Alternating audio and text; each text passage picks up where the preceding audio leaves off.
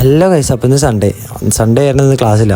ഈ നടത്തം എങ്ങടെ വെച്ചാൽ ഫുഡ് കഴിക്കാൻ ഒന്ന് എണീക്കാൻ കുറച്ച് ലേറ്റായി. ഫുഡ് നോക്കുന്നു, ഫുഡില്ല. ഫുഡിനെ പറഞ്ഞിട്ടും കാര്യമില്ല, നമ്മൾ എണീക്കാൻ ലേറ്റായി. 11 മണിയായി. ഫുഡ് അടിക്കാൻ എന്തായാലും പറ്റില്ല. അപ്പം നമുക്ക് ഒരാഴ്ചത്തെ ഡ്രസ്സ് ഇറക്കണ്ട. ഡ്രസ്സ് ഇറക്കാൻ വേണ്ടി പറ്റുമോയെന്ന് അറിയാൻ വേണ്ടി നോക്കുമായിരുന്നു. അപ്പോഴാണ് ഇവന്മാരിവിടെ അലക്കിക്കൊണ്ടിരിക്കുന്നത്. ഒന്നിനും സംഭവിക്കാത്ത തെണ്ടികൾ.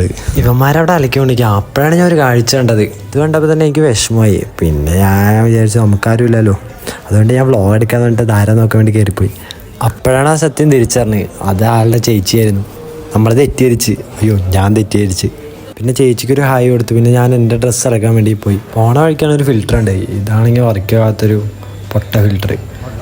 ഇത് വേറൊന്നുമല്ല, ഇതിൻ്റെ സ്വിച്ച് ഇട്ടുണ്ടായിരുന്നില്ല. അങ്ങനെ സ്വിച്ച് ഇട്ട് ഇത് വർക്കിംഗ് ആണോ നോക്കി. പിന്നെയും കുറേ തവണ അമർത്തി നോക്കി. പിന്നെ അതിന് കൂടെ സൗണ്ട് വരാൻ തുടങ്ങി. അത് കേട് വന്ന് തോന്നണോ അതറിയില്ല.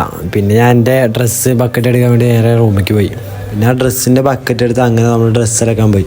പിന്നെ ആ ഡ്രസ്സ് അങ്ങനെ ഇറക്കി. പിന്നെ എൻ്റെ റൂംമേറ്റ്സ് എല്ലാവരും നാട്ടിലേക്ക് പോയിരിക്കും. അപ്പോൾ ഞാൻ ഒറ്റയ്ക്കാണ്. അപ്പോൾ ഇതാണ് റൂം എടുക്കുന്ന പോലെ. അപ്പോൾ ഇത് ക്ലീനാക്കാൻ വെച്ചിട്ടാണ്. ഒറ്റയ്ക്ക് ക്ലീനാക്കണം. പിന്നെ ക്ലീനാക്കിയല്ലേ പറ്റുള്ളൂ. ഓരോ സൈഡ് വെച്ച് ക്ലീൻ ചെയ്യാൻ വെച്ചിട്ടാണ്. അപ്പോൾ ഞാൻ ഇത് ക്ലീൻ ചെയ്തിട്ട് വരാം.